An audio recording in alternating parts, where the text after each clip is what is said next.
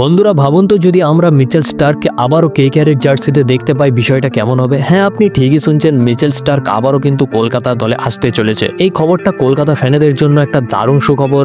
আবারও যদি Mitchell Starc ফিরে আসে, এটা কেকেআর ফ্যানেদের জন্য একটা বিশাল সুখবরের চেয়ে কিছু হবে না। কেন বলছি জানাবো আজকের এই ভিডিওতে। তবে তার আগে অবশ্যই কলকাতা নাইট রাইডার্সের ফ্যান হয়ে থাকলে ভিডিওটিতে লাইক করে কমেন্টে আমি কেকেআর লিখে দিন। প্রথমেই বলি আইপিএল 2025-এ কেকেআর যে তিনটি বিষয়ে প্রথম ভুগেছে সেটা হচ্ছে একজন ভালো ওপেনার ব্যাটসম্যানের অভাব ছিল, 2 নম্বর হচ্ছে একজন উইকেট কিপার ব্যাটসম্যান অভাব ছিল, 3 নম্বর হচ্ছে একজন লেফট আর্ম পেসার যেমন মিচেল স্টার্ক এই ধরনের কিছু প্লেয়ারের অভাব ছিল, একজন ফাস্ট বোলার। এই তিনটের অভাবের কারণে কেকেআরের পারফরমেন্স খারাপ হয়েছে। আর তার উপর শ্রেয়স আয়ার না থাকার কারণে মিডল অর্ডারে প্রচুর সমস্যা দেখা গেছে। এবার আসি সবচেয়ে বড় সুখবরের ব্যাপারটা, মিচেল স্টার্কের কথা শোনা যাচ্ছে কারণ দিল্লি ক্যাপিটালস দল তাকে কিন্তু আর নাও নিতে পারে। কারণটা কি? কারণটা হচ্ছে শেষ কয়েকটা ম্যাচে মিচেল স্টার্ক কিন্তু আর এই দেশে ফিরে আসেনি, অর্থাৎ ভারতে কিন্তু আইপিএল খেলতে আসেনি। কারণ ভারত পাকিস্তান যুদ্ধের সময় সমস্ত প্লেয়ারদের তাদের বাড়ি পাঠিয়ে দেওয়া হয়। তারপরে কিন্তু প্রতিটা প্লেয়ারকে যখন আইপিএল শুরু হয় আসতে বলা হয়, কিন্তু মিচেল স্টার্ক সম্পূর্ণভাবে জানিয়ে দেয় তিনি আর ফিরবেন না। অন্যদিকে অস্ট্রেলিয়ার অন্যান্য যেসব প্লেয়াররা রয়েছে যেমন ট্রেভিস হেড, প্যাট কামিন্স, তারা জানে তাদের দল আর উঠতে পারবে না, তবুও কিন্তু তারা ফিরে এসেছে দলের হয়ে খেলতে।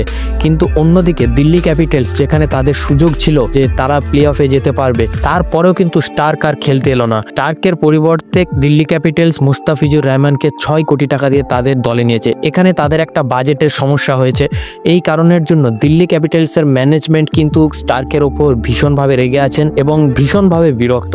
তাই শোনা যাচ্ছে হয়তো স্টার্ককে তারা নাও ধরে রাখতে পারে।